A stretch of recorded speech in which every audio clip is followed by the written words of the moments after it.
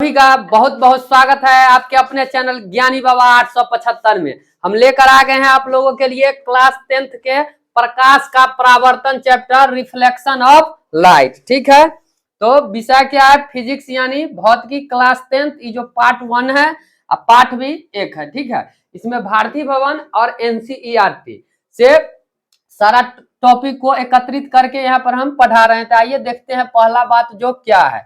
पहला यहाँ पर दिया हुआ है प्रकाश। ठीक है, क्या दिया हुआ है? प्रकाश। तो प्रकाश और उसके स्रोत। तो वस्तुओं को देखने के लिए आंख के अतिरिक्त प्रकाश का होना भी आवश्यक है। यदि हम किसी वस्तु को देखते हैं तो आंख के अलावे और एक वस्तु की आवश्यकता होती है, उसका क्या नाम है? तो प्रकाश।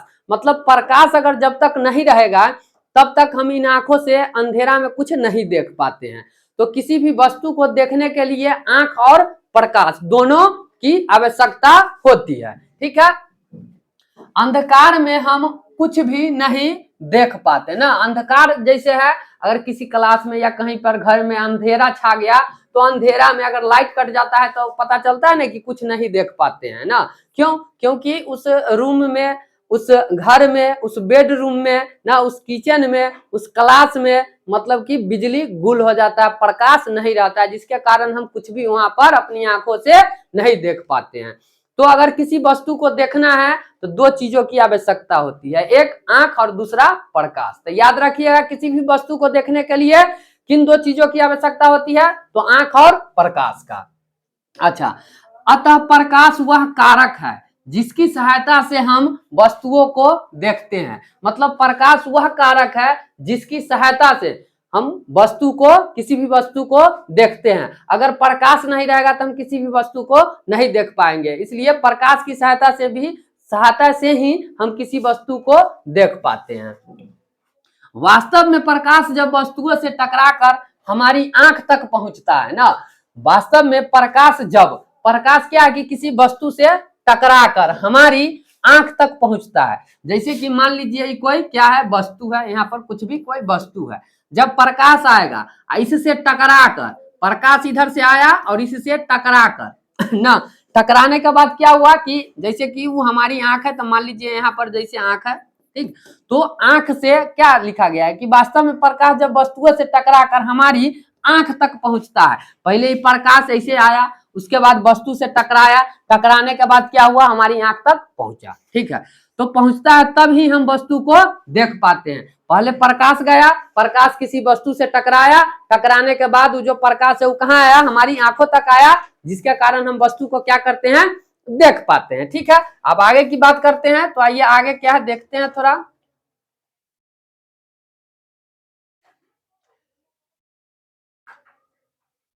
अच्छा, आगे है कि जिस वस्तु से प्रकाश निकलता है ना, जिस वस्तु से क्या होता है? प्रकाश निकलता है, उसे प्रकाश स्रोत कहा जाता है। मतलब कि कहने का मतलब हुआ कि जिस वस्तु से प्रकाश उत्सर्जित होता है, निकलता है, उसको क्या कहते हैं? प्रकाश स्रोत कहते हैं। जिस वस्तु से प्रकाश निकलता है उसको क्या कहेंगे? प्रकाश स्रोत कहते हैं।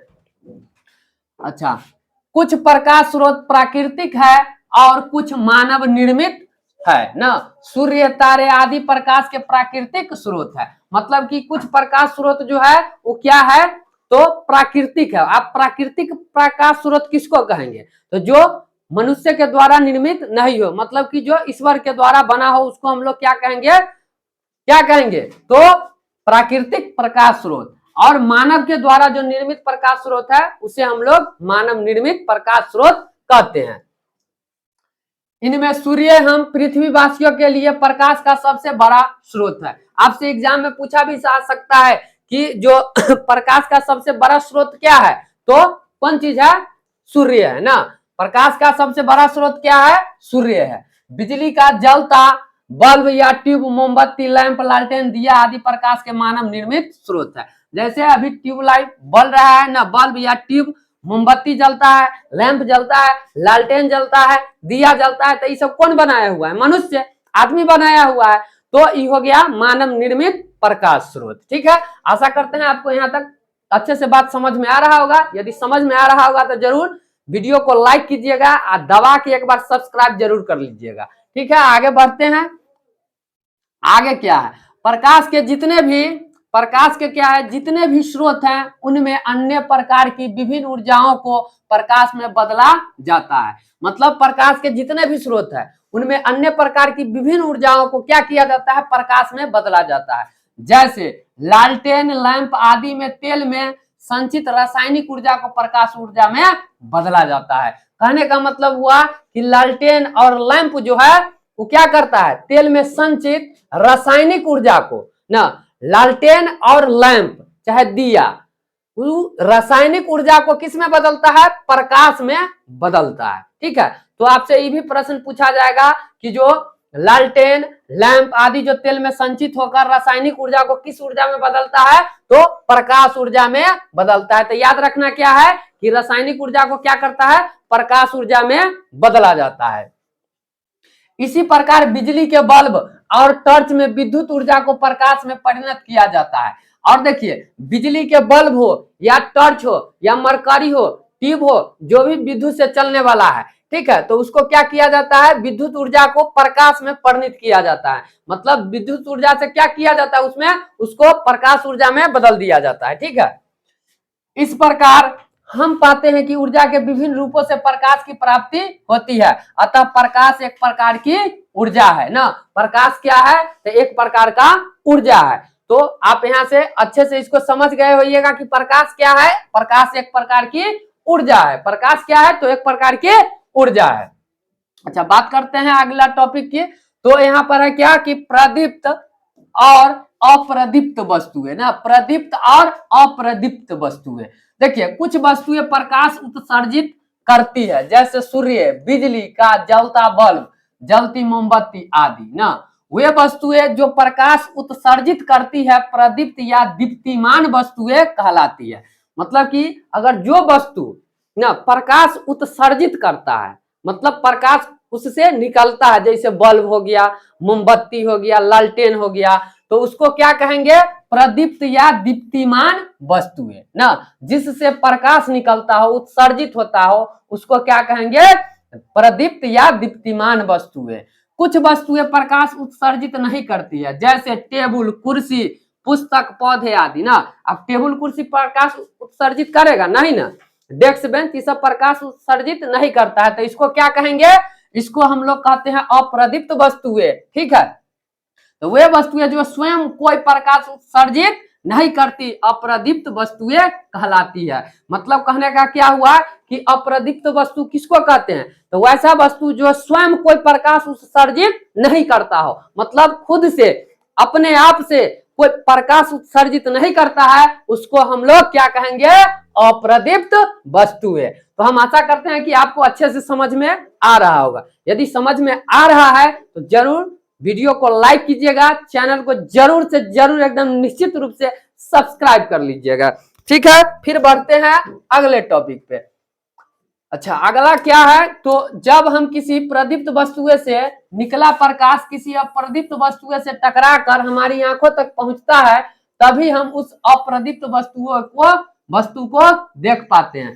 कहने का मतलब हुआ, जैसे कि क्या है, प्रदीप्त वस्तुएं जिससे प्रकाश उत्सर्जित होता है, अप्रदीप्त वस्तुएं जिससे प्रकाश उत्सर्जित नहीं होता है। तो कहने का मतलब क्या है कि जब किसी प्रदीप्त वस्तुएं से निकला प्रकाश किसी अप्रदीप्त वस्तु से टकरा कर हमारी आंखों तक पहुंचता है, तभी हम उस अप्रदीप्त वस्तुओं को देख पाते हैं। थोड़ा अच्छे से समझिएगा, जैसे कि डेस्क बेंच है या कुछ भी ना, यहाँ पर मान लीजिए ये एक तरह से डेस्क बेंच ना, डेस्क बेंच कैसे, तो घन घनाभ हो जाएगा। अच्छा, मान लीजिए कि कुछ है, कोई वस्तु है, ये कौन वस्तु हो गया, तो अप्रदीप्त वस्तु है। क्या, अप्रदीप्त वस्तु है। कौन सा वस्तु है, अप्रदीप्त वस्तु है। इससे प्रदीप्त वस्तु जाके, मतलब प्रदीप्त प्रकाश जो जाके इससे टकराएगा, टकराने के बाद वो कहाँ आएगा, हमारी आंखों तक, तभी हम किसी अप्रदीप्त वस्तु को देख पाते हैं ना।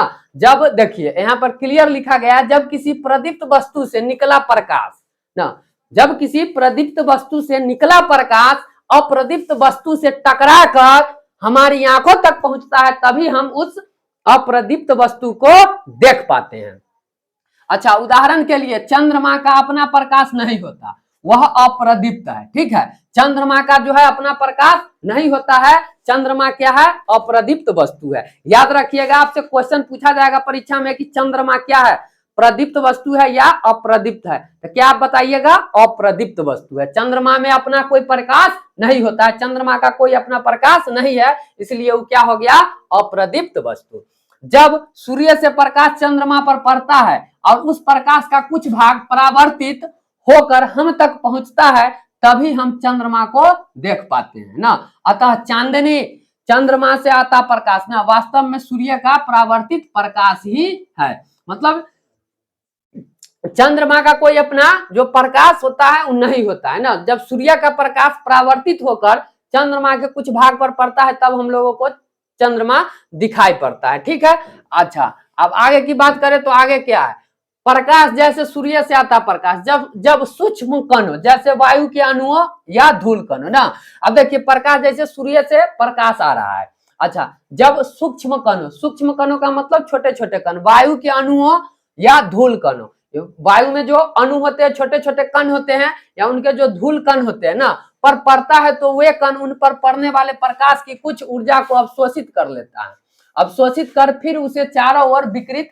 करते हैं। इस प्रक्रिया को प्रकीर्णन कहा जाता है। अब आपसे पूछा जा सकता है कि प्रकीर्णन किसे कहते हैं, तो प्रकाश जब सूक्ष्म कणों पर पड़ता है ना, प्रकाश जब छोटे छोटे कणों पर पड़ता है ना, तो वे कण उन पर पड़ने वाली प्रकाश की कुछ ऊर्जा को अवशोषित कर फिर उसे चारों ओर विकिरित करते हैं। मतलब अपने में अवशोषित कर लेते हैं, फिर उसको चारों ओर विकिरित करते हैं, चारों ओर फैला देता है। ठीक है, फैला देता है, चारों ओर विकिरित करते हैं। इस प्रक्रिया को प्रकीर्णन कहा जाता है। तो आपको प्रकीर्णन समझ में आ गया होगा कि प्रकाश जब सूक्ष्म कणों पर पड़ता है, प्रकाश कौन सा, जब सूक्ष्म कणों पर पड़ता है तो वे कण क्या होता है, उन पर पड़ने वाली प्रकाश की कुछ ऊर्जा को अवशोषित कर लेता है, मतलब अपने अंदर एब्जॉर्ब कर लेता है। ठीक है, फिर उसे चारों ओर विकिरित करते हैं, फैला देते हैं। इस प्रक्रिया को क्या कहा जाता है, प्रकीर्णन कहा जाता है।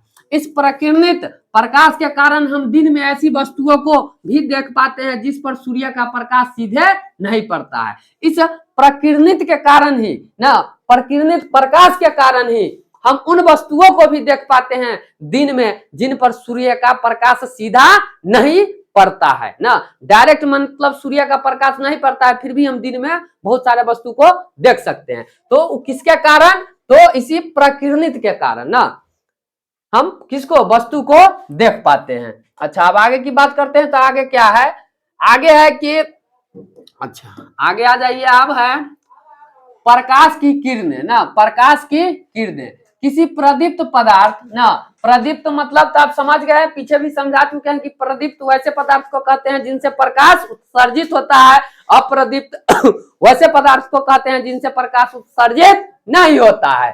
ठीक है, तो अच्छा, तो जैसे मोमबत्ती की लौ या बिजली के जलते बल्ब से प्रकाश सरल रेखा में सभी दिशाओं में जाता है ना, प्रकाश की किरणें तो किसी प्रदीप्त पदार्थ ना से प्रकाश सरल रेखा में सभी दिशाओं में जाता है। एक सरल रेखा पर चलने वाले प्रकाश को प्रकाश की किरण कहते हैं ना। जैसे कोई एगो सरल रेखा है, तो ये सरल रेखा हुआ ना, तो से प्रकाश सरल रेखा में सभी दिशाओं में जाता है। सभी दिशाओं मतलब ऊपर नीचे अगल बगल सब दिशाओं में ऐसे ऐसे प्रकाश की किरण, तो इसी को क्या कहते हैं, प्रकाश की किरण कहते हैं, सभी दिशाओं में जाता है। चित्रों में सरल रेखा पर तीर का चिन्ह वह दिशा बताता है जिसमें प्रकाश चलता है ना। मतलब ऐसे आ जाइए, अब चित्र से थोड़ा देख लेते हैं। जैसे इस प्रकार है ना, तो प्रकाश यहाँ से अपना सभी दिशा में एक सरल रेखा में गया, यहाँ से क्या हो गया कि सभी दिशाओं में फैलने लगता है। प्रकाश की किरणों के समूह को प्रकाश का किरण पुंज कहते हैं। अभी प्रकाश के जो किरण के समूह होगा, जो सभी समूह होता है ना, उसको हम लोग किरण पुंज कहते हैं। प्रकाश की किरणों के समूह को प्रकाश का क्या कहा जाता है, किरण पुंज यानी बीम कहते हैं। मुख्यतः किरण पुंज 3 प्रकार के होते हैं। किरण पुंज जो होते हैं वो कितने प्रकार के होते हैं, 3 प्रकार के होते हैं। किरण पुंज कितने प्रकार के होते हैं, 3 प्रकार के होते हैं। अपसारी किरण पुंज ना, डाइवर्जिंग बीम, समांतर किरण पुंज, पैरेलल बीम और अभिसारी किरणपुंज कन्वर्जिंग बीम। ठीक है, तो किरणपुंज जो होते हैं 3 प्रकार के होते हैं। किरणपुंज कहते किसको कहा है, तो प्रकाश की किरणों के समूह को किरणपुंज कहा जाता है ना। प्रकाश के किरणों के समूह को प्रकाश का किरणपुंज कहते हैं ना। मुख्यतः किरणपुंज कितने प्रकार के होते हैं, 3 प्रकार के होते हैं। अपसारी किरणपुंज, समांतर किरणपुंज, अभिसारी किरणपुंज। अब एक बात कर लेते हैं अपसारी किरणपुंज ना। इस प्रकार के किरणपुंज में प्रकाश की किरणें एक बिंदु स्रोत से निकलकर फैलती चली जाती है ना। जैसे कि कोई अगर एक बिंदु है यहाँ, ठीक, एक बिंदु यहाँ है, तो इस प्रकार के किरणपुंज में प्रकाश की किरणें एक बिंदु स्रोत से निकलकर फैलती चली जाती है। अब यहाँ से ही प्रकाश जो है इधर जाएगा, मतलब यहाँ से फैलना एक के बिंदु से स्टार्ट कर देता है। तो इस प्रकार के किरणपुंज को अपसारी किरणपुंज कहा जाता है। ठीक है, तो आज तक के लिए इतना ही। यहीं पर आज हम क्लास की समाप्ति करते हैं। इससे आगे जो है फिर हम देखेंगे अगले वीडियो में। तब तक के लिए यदि आपको यह वीडियो पसंद आया है तो जरूर वीडियो को क्या कीजिए, लाइक कीजिए और चैनल को सब्सक्राइब कीजिए और अपना प्यारा सा कमेंट बॉक्स में भी बताइए कि आपको यह पढ़कर कैसा लगा, अच्छा लगा या नहीं लगा। अगर खराब लगा हो तो कमेंट में खराब लिखिए, अगर समझ में आया हो, अच्छा लगा हो तो जरूर कमेंट कीजिए।